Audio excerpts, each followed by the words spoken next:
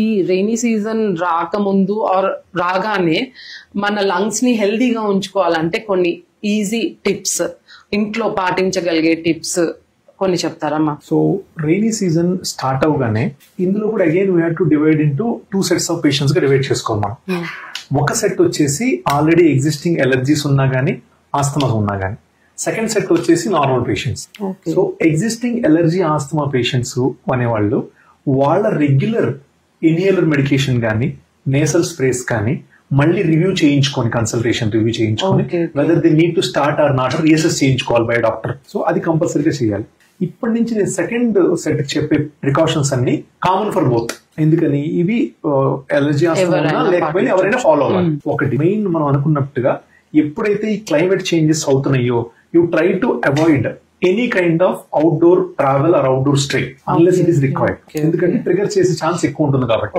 And second point, heavy pollution ఉన్నా గానీ peak traffic hours లో ట్రావెల్ అవాయిడ్ చేయాలి ఇఫ్ పాసిబుల్. డస్ట్ పొల్యూషన్ వల్ల అవి కూడా ట్రిగర్ చేస్తుంది. ప్లస్ దాంతో పాటు మాస్క్ కంపల్సరీగా పెట్టుకోవాలి. మాస్క్ ఎందుకంటే హ్యూమిడిటీ లెవెల్స్ అని చేంజ్ అయింది. సో మాస్క్ కంపల్సరీగా పెట్టుకోవాలి.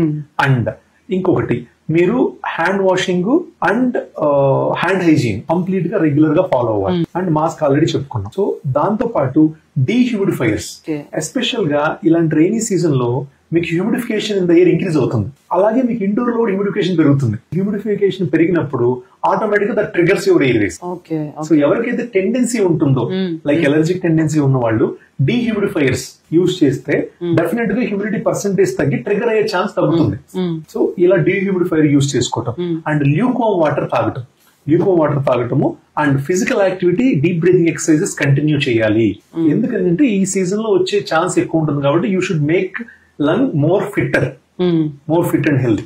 సో అది కంటిన్యూ చేసుకోవాలి. And along with the diet లో మీకు డ్రై ఫ్రూట్స్ కానీ, నట్స్ కానీ, అండ్ ఫుడ్ లో స్పినాచ్ ఇంక్లూడ్ చేసుకోవటము and food rich in antioxidants include చేసుకోవటము. సో దోస్ థింగ్స్ అని డెఫినెట్ గా మనకి హెల్ప్ అవుతాయి, ఎస్పెషల్లీ రెయినీ సీజన్.